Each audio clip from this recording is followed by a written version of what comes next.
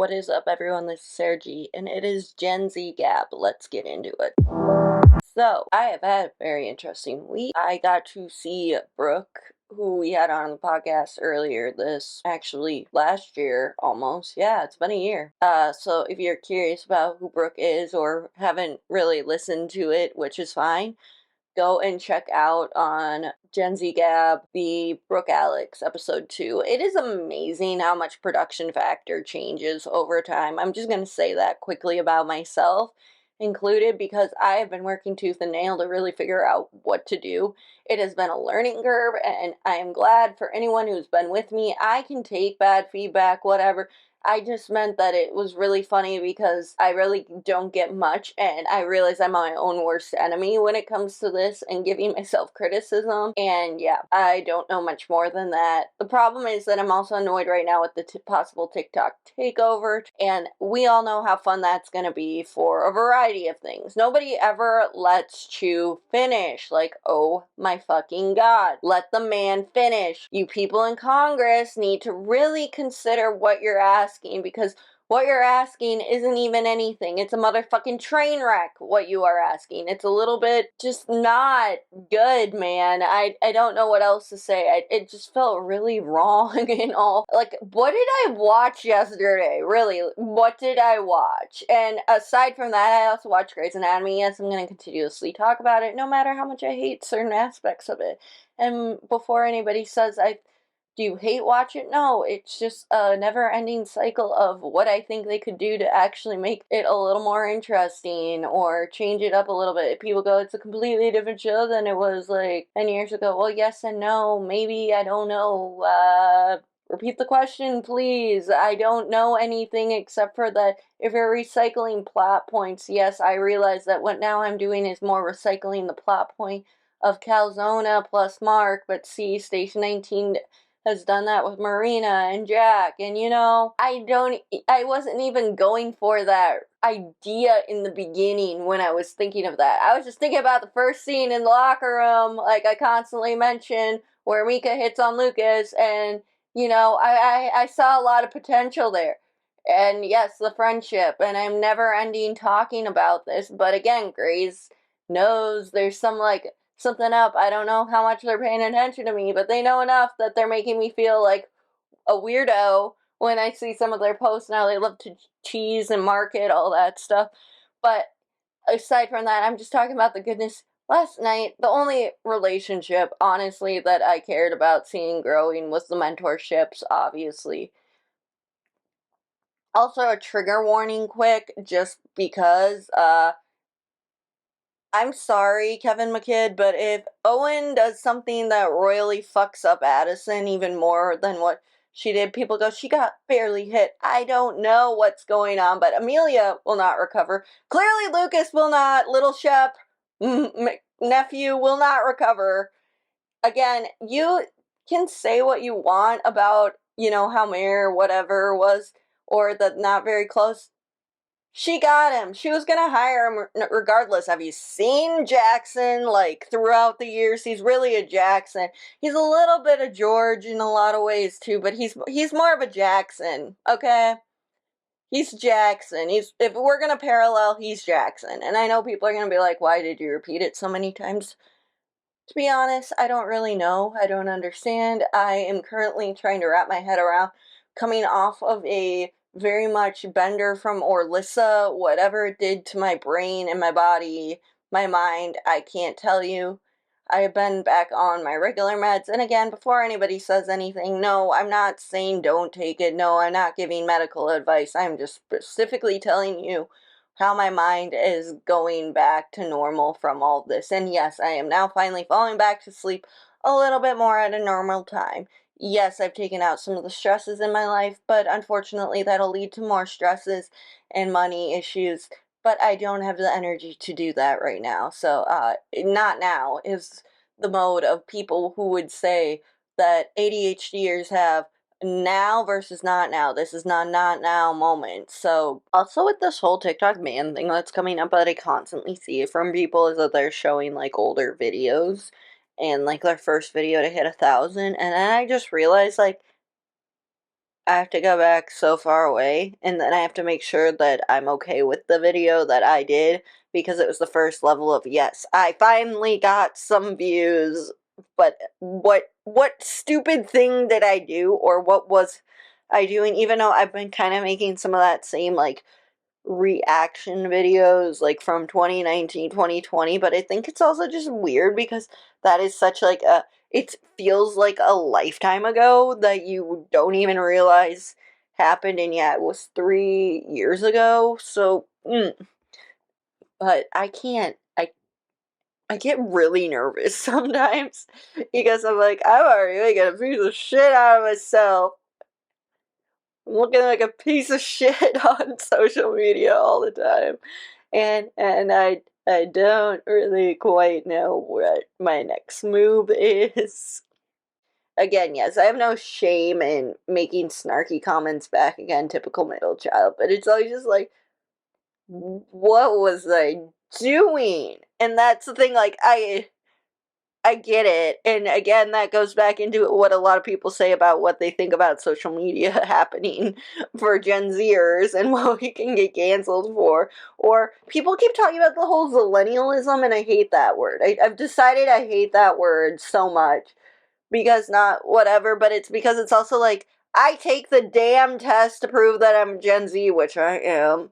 And I know it shouldn't matter that much, but literally, I just cannot deal with all of this. Like, where it's like, why is my brain shutting off on this? Please don't do this to me anymore.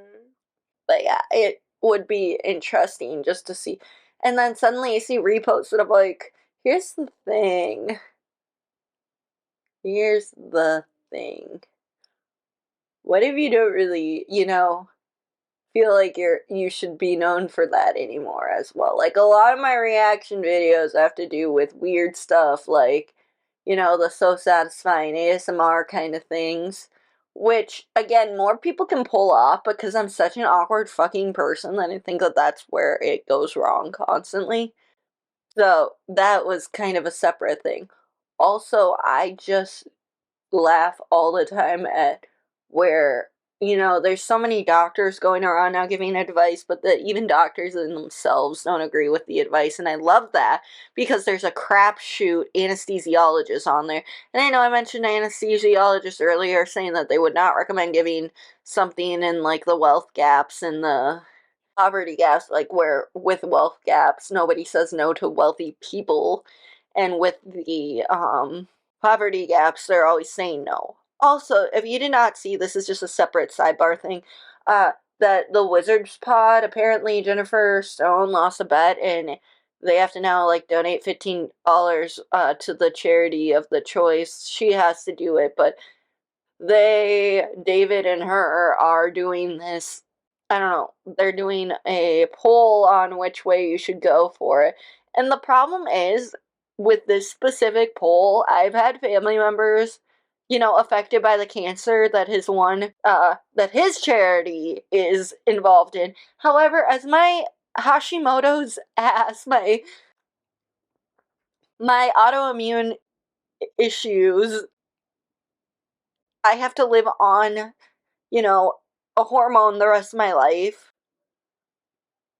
kind of like insulin, and that's where diabetes research is the other option, and diabetes fun. And I know people with diabetes. It's like, why? Well, I mean, I know you're purposely making it hard, but of course, unfortunately, at this moment, when I'm starting to think about how I have to move on from, being on insurance plans, etc., with family, that I'm gonna be stuck here in that position where I have to consider how much my medicines cost. So yeah, I'm leaning towards that more. It was just a food for thought moment. Like, I'm not trying to put everything into my perspective or selfishly be like, oh, and it's not a selfish reason. And the problem is, like, charities are amazing, but you can't give to everyone.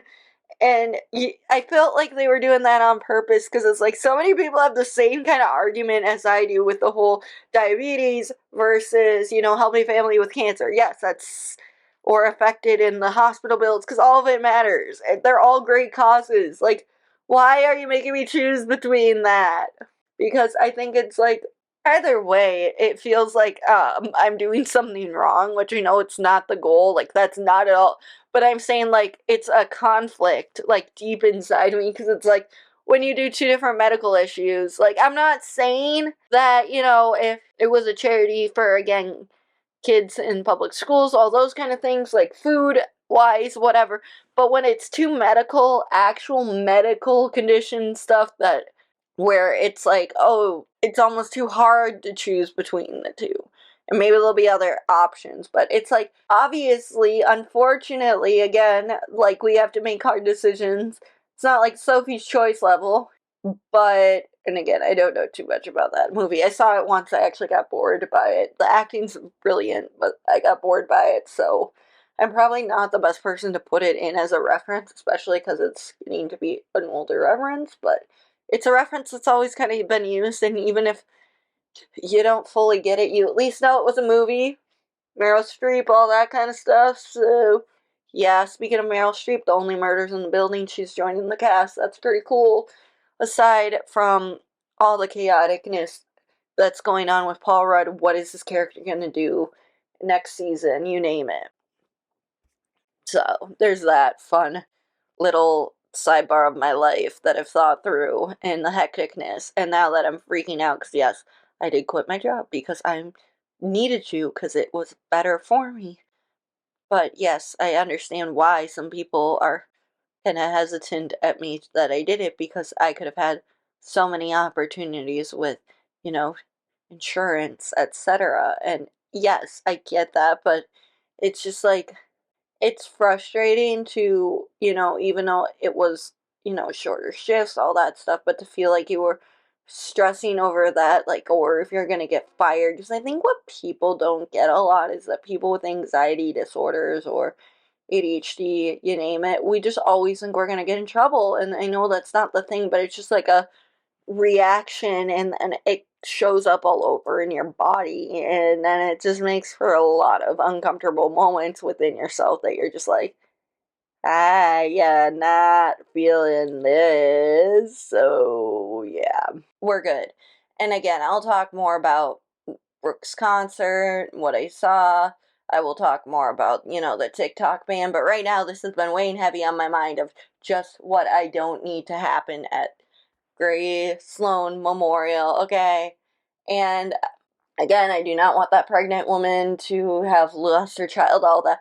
Again, catastrophe hits Seattle Grace Mercy death, as Christina would say. And before anybody goes, it hasn't been that for a long time. I understand. I really understand. I say that quote because it is that important. So, just before we get into that. Also, it is just beyond hilarious how I've decided that as much as I don't want any of the interns going big kablam or whatever, the people that I would literally stand in front of a bus for, which I know I should not joke about that with who is died that way on the show, but I would do it for Mika and Lucas. Probably Blue as well. Ironically, again, it's not that I don't hate Jules or Simone. It's just that I've seen them in other things that I like their characters a lot more in those other shows, and I like them offline. Again, nothing against them. Nothing against Alexis Floyd or even Adeline Kane. Again, they're phenomenal actors and they seem like phenomenal people, but there's just something that bothers me. And I know that that's writing, kind of like with Owen, but it's just like, what? But of course, it's just the Lion Sleeps Tonight moment I know everyone's going to be talking about. So that just sent me into, I'm definitely going to have to make edits, as much as I hate myself that my account has become such like this weird like pop culture board. Have you seen that Always in Sunny like meme where it's like with Charlie Day's character? That's how my brain feels like 99% of the time.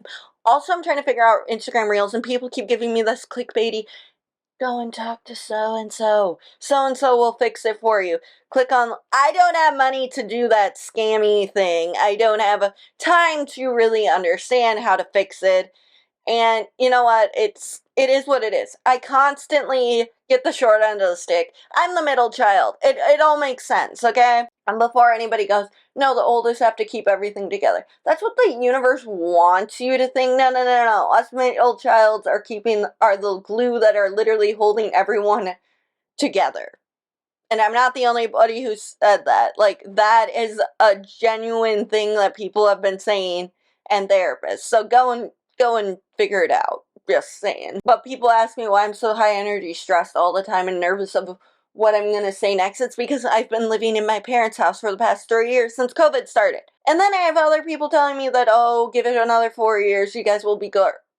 I don't want to live here 4 more years. I don't even want to live here for the rest of this year. And I know that that sounded very awful, very angry, very, vital at the moment, but I don't think people understand how much it feels like you're locked in a prison cell when you thought you were supposed to have your life figured out. And I know that I've had discussion and an interview, like I said, with Laura High all over this, and I constantly mention it back and forth and back and forth, but the problem is that I don't think people really understand how much your breaking point is your breaking point. But also, yes, I know that sounded so weird, but the vomit that comes out of your mouth with ADHD that you never really know, and you want to do extra takes like you can with a TikTok, but that you can't do with a podcast. I mean, you can do some reshoots, but at the end of the day, you really just want to hit start and like see what actually comes out and see how much is usable versus not.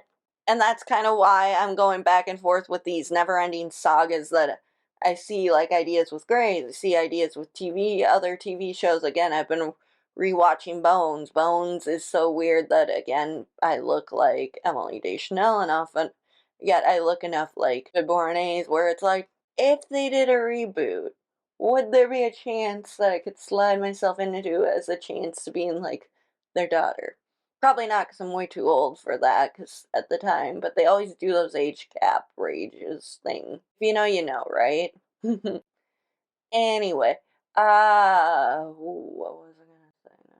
But yes, going back to the TikTok ban, here's the thing. I've been complaining a little bit, but here's the problem. Yes, I've got 27K. Yes, I love that I've got 27K. Yes, I'm trying to live and learn and laugh, whatever. The problem is, though, that I've been working tirelessly for like the past 2.5, 3 years to grow my platform. And yes, I'm known for the most miscellaneous garbage, whether it be sometimes like things from childhood, things from this, things from that. So maybe I haven't built my own real community because I am a miscellaneous community, would try to bring in fans from like all over, friends, as well as doing my own side of like when I see something that I can bring my own spin or humor to, like with the stitches. So it's like a never ending thing where I don't fit and people will say that's messy, we can't market you. I'm sorry, that makes me hard to market, and that again, my niche, if you will, is anything and everything that I'm going through in my life, that I'm interested, the peaks and the pits, and maybe that they can market me as the ADHD middle child. Like, that's another thing that you can do. And yes, I'm wearing Brooks merch that I got at the concert, but we will again be talking about that later. But the point is, nobody really quite understands the peaks and valleys that my brain is going through at this exact moment. So there's that, but nobody cares, obviously, as a lot of people say, and a lot of people might say this girl needs therapy. I've been in therapy, I've learned to manage a lot of things, but unfortunately I can't afford that, and I don't want to ask other people to pay for it. And that's the frustrating part of life and society, etc. And the fact of the matter is that, like I said, with TikTok, I make, with the creator fund, probably what child actors make as residuals. Anywhere between 1 cent and $5. Yes, it's not a lot, but it'll maybe help. And yes, I did just quit my job, but that's okay because that was stressing me out. And people will say, how could it stress you out, a part-time job that isn't in your field? Well, it just does, okay? Like, I'm not going to get into too much because I really do like who I was working with. I had support. It was just not working at the end of the day when it comes down to what, a company really wants you to do and grasp. And when you can't, do it, you feel like a failure. And when you get warnings, that's just harder. And a lot of people will say, don't you have a vision problem? Yep, that as well. So it's kind of a miracle that I can get this thing done every week by Monday at 5:30 a.m. for the rest of you. I know that I come back and edit and tweak things, blah, blah, blah, blah, blah. But it's just because I am, again, a small podcaster, small content creator. I'm gonna lose everything. I'm going to lose everything once TikTok goes under. And I know people are saying that I'm just exaggerating, being dramatic. No. Instagram, again, YouTube Shorts, they are so hard to fucking grow on that I'm not gonna be able to do what I think is necessary to grow. And before anybody goes, that was the most confusing statement, I understand, but I think what people forget constantly is that unless you have a bunch of friends that are in your inner circle that have like millions of followers and that you have like an understanding that you can use each other for clout, that's not going to work for me. Or if you're willing to sell out to any brand or just show off or flat, I don't know, there's just so many intricacies, nuances, you name it, that go along with it that it's, I think, very frustrating for people like me who want to stay true to themselves, but also at the same time want to grow. And there's just this never ending battle and push and pull. And you can go live no matter how many times you want, and you can beg for like all this stuff, like they tell you to go live. But there is no magic formula. And I know that they talk about that a lot on these books that you read for marketing, etc. But it's just that I'm so stuck at a dead end that it's like, I don't even know where my next move is, but I'm trying here. And again, I love that people can open up merch, but I am not at that level yet, and that is okay. I've come up with merch ideas because that's what happens when you have a never-ending cycle of brain thoughts. And yeah, you can move on from that, but it's just, it is what it is. And at the end of the day, I think that we don't really talk about how much the struggle that happens is real, obviously. But I want to also just quickly like go down another path of where somebody talked about how, the poorest of people don't get the best health care, and even the richest, because they have the world at their oyster and everyone's saying yes. And somebody talked about recently on a TikTok, like, which I wouldn't have known, that with her colonoscopy and endoscopy, and she also has migraines, that they use this specific type of anesthetic that killed Michael Jackson. And I don't really want to talk too much about it, but she said that, her migraine went way better. And if she was in that position, that she'd probably get the ability to, like, have that power where no one wants to say no to her. Because again, even the doctor's like, it's dangerous, but I can tell you it's going to make you feel better, like, for this specific reason. And but that they don't recommend giving it to you like all the time, which is great. So there's just different things that can play out. Again, I also watched the show Sprung. I completely finished it. It was hilarious. I'm definitely going to watch it again. I know I talk a lot about Nepo babies and some of the ones I like versus dislike. And again, I'm going to finish Daisy Jones and the Six coming up. But the reason I'm going to talk about this next Nepo baby is because he was a pain in the ass. He was a pain in the ass in Raising Hope. He played that Trevor kid that everyone wanted to slap, but he's been on Station 19. And I think that I talked about this a tiny bit, like I said last week. But his character made me nonstop laugh. And again, I have to say, as far as Nepo Baby's work, his dad might have written that, like, role, like, in a thought process of someone like his son could play it. But his son got into Harvard, and his family does not seem like, in the sense, when you watch My Name is Earl, when you watch Raising Hope, when you watch a lot of these shows, I'm not saying that you don't have money to get you there, but there's part of me that just really feels like this is not a family that would go out of their way, like, Lori Loughlin and all of that. And again, I always do the Loughlin versus Loughlin. I could not tell you which way. I've heard even from herself, Loughlin versus Loughlin, and people are always correcting me to the point where my brain never knows what's the right way to do it, so I'm doing both because I don't want to piss off or pronounce it wrong. So, there's that. But my takeaway is just that I don't feel like this kid went to Harvard, got his, degree, all that stuff, and now watching him on Sprung, yes, I think a lot of times helps and they have their whatever. But I feel like weird commenting on that because again, it's like so hard fitting into the industry as is and fighting through whatever. So Amanda Bynes, I know that we haven't really talked about too much of it, but she was a big part of my childhood, like I think a lot of other people. And even though I, haven't really followed again, she had her moments, but somebody made a good point with like the deep dive that they were doing that she is almost 37 this year and that we don't really like we need to stop infantilizing some of these child stars. I'm not saying anything or like treating them completely like crap, all that stuff, and it just shows like the issues with the industry. And people are like, she didn't get out, she didn't, or mental illness is a big issue that goes on, but like where are her parents doing this? It's like she's 37, like they said, this person who did the deep dive, and unlike some other people who are under conservatorship, she seems to be actually in a more decent spot regarding that. And you know what? I think because her parents probably are in their 70s now, it's hard to do all of that and, continue to. It's not like good or bad, it's just like a reality. Plus, people are talking about the people that like found her on the street or whatever. And here's the thing, yes, you might want to call someone, and yeah, you might not. I wouldn't personally record her, but I know that there's just other things, and yeah, people can disagree.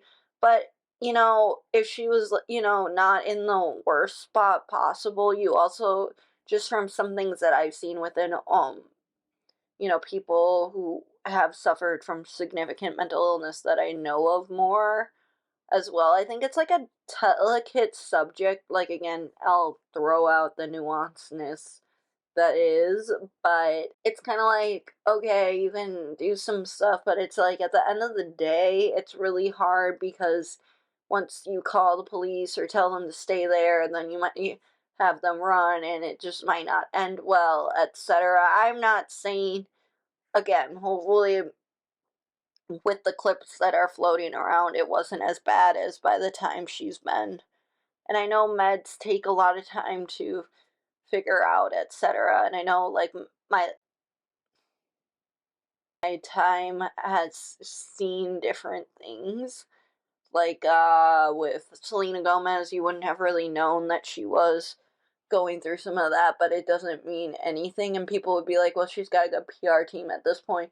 Amanda Bynes doesn't have anything, but it's just like, I think that it's just showing the different layers and the impact that certain things or creators did, that again, we all normalized so much at one point, but now it's like, holy shit, that is the worst thing that ever happened.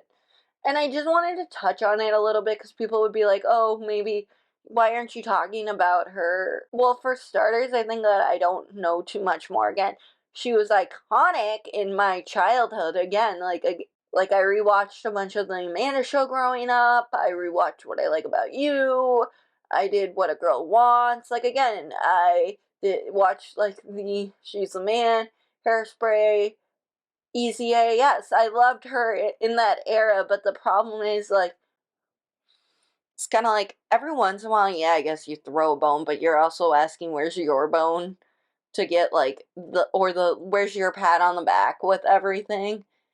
And I can't really figure out where to end with that because it's like a never ending, like I said, ping pong tennis match. Like, obviously, I can't play tennis very well because I'm blind in my left eye, and that's again the joke that every time I try to do something and your parents try to be easier on you by saying that maybe you shouldn't do it. Yeah, yeah, that's not fun. A lot of things aren't fun about that, but again, I'm not trying to pour me on a lot of things, but it's just, again, a lot of my humor stems from just, being in an athletic family but lacking the athleticism, being ADHD where nobody else, but you're pretty sure 90% of the family members, now that you look at a lot of things, have some sort of mental health or neurodivergence or whatever, but then they think that everyone just wants to have it because it's cool. Okay, whatever.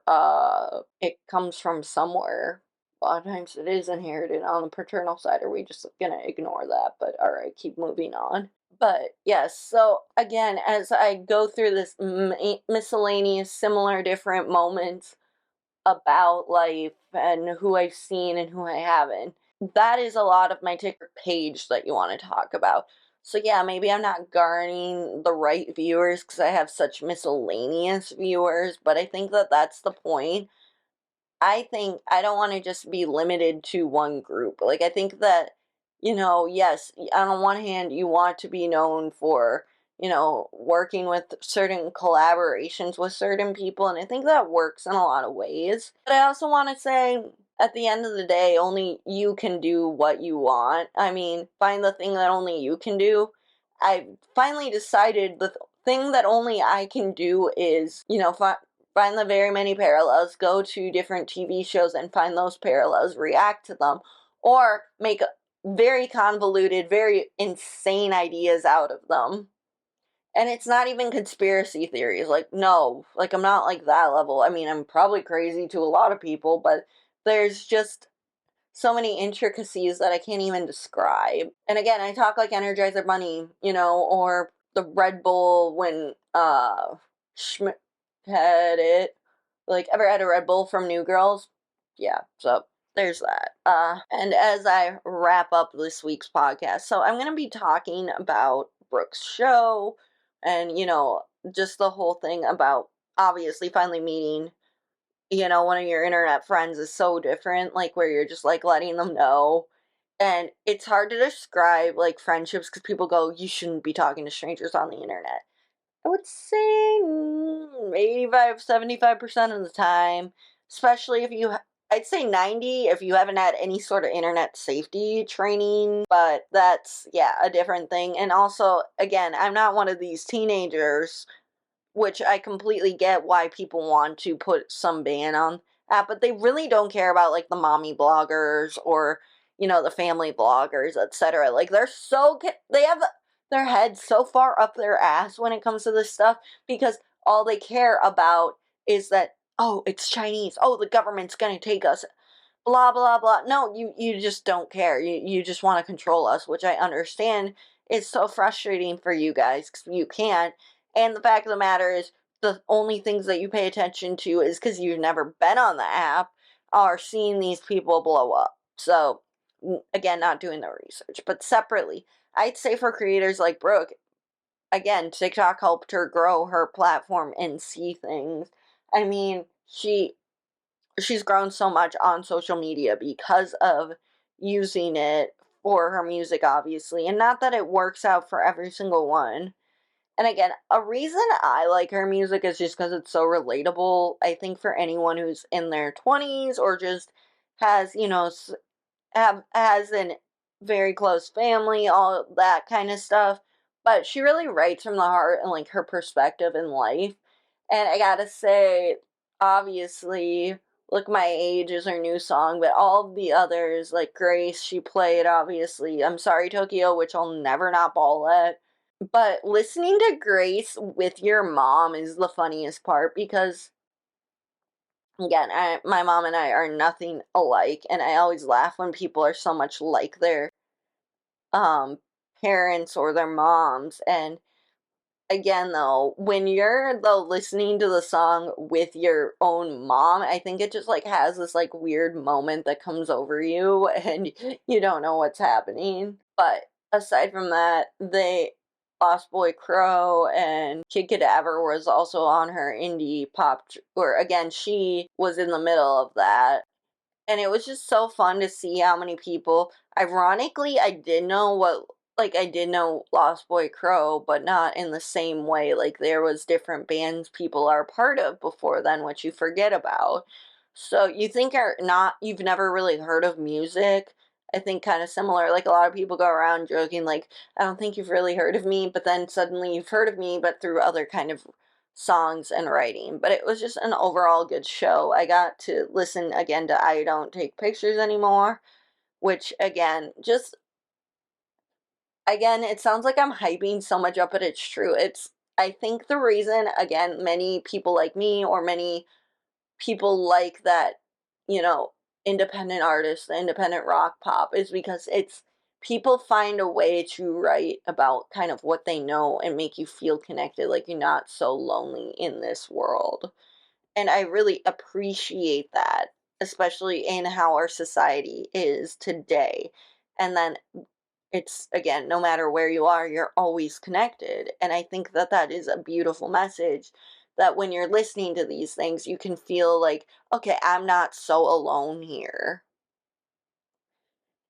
And I think that that's what, I mean, a lot of people liked to go to see Brooke and these other musicians, is because it just makes you feel less alone when you listen to an artist who gets parts of your life. Now, we're not all the same, but we have enough, with our differences, we still have enough similarities that we can come together, which I think is fun to really think about, have those moments. And yeah, I think about that all the time, especially with how much stuff keeps kind of coming out within, you know, apps and life and connection and human being and whatever, and people showing interviews from a long time ago versus now. I think that it's like always this, you want to tell a story and you want to have human interaction. And I think that's why TikTok does so well. So, as I, close down this week's podcast, the one thing I have to say is that I'm still in my March Madness pool for my family, whether or not it'll go very far. But right now, with just how I've been feeling, that was oddly a pick me up that I needed. Unfortunately, I'm pretty sure by me saying that, I jinx myself with the powers that I have. And yeah, so that's great. Aside from that, how many people actually, like, can we comment this later on? Like, how many people actually pay attention, are religiously following the whole thing about March Madness? Or are we also focused on, because we cannot lose TikTok, we're focused on that more? Like, are there pools going on right now of whether or not TikTok will be banned? Again, people keep telling me, oh my god, no, TikTok will never be banned. TikTok is too big to be banned. No, no, no, no, no. I'm like, it's starting to feel too real. I am not saying my goodbyes yet, but it's starting to feel too real for me, that I'm starting to freak out and cry and just not know what I'm going to do with my life. And before anybody say, are you addicted? In a way, yes, but no. But again, I am a small creator. Again, small businesses and creators will suffer the most if this gets taken down. We do not have a lot of friends. We are introverts, but we are working our way through. And I don't think people fully grasp that. It matters so much. We are not trying to be just like these dancers, like the kids, or be in the app trying to be a stage parent or whatever. I think that that's again a big stereotype. And I know I keep repeating that, but in case anybody from Congress is listening, I keep recycling or bringing that back because I want it to become clear in your brain. First, let you frickin' speak. You got people like Under the Desk News there that's gonna respond with the whole thing that's going on with this motherfucking train wreck that you do at the hearing. It sounds more like a trial, if anything. So, yeah, we're working through a lot of emotions here, clearly. As you all know, though, that I really appreciate anyone, again, who's listened to this podcast, who's, taking the time to follow me on social media accounts, especially TikTok.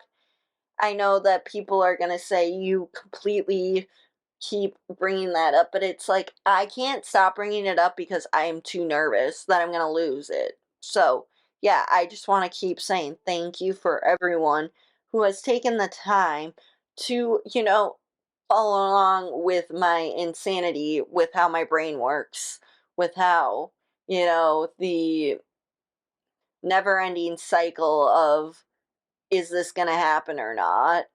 I would like to add that Jeremy Gordon will be on this week's upcoming episode of GenZ-Gab. I will do a Q&A on Tuesday for asking us anything like what you want to know about the industry, what's the differences, or what do you feel about, Gen Z doing their thing versus millennials. How is the game changing? You name it. Please remember to like, comment, and subscribe below, and we will see you next week. This has been episode 46, I'm pretty sure, of GenZ-Gab.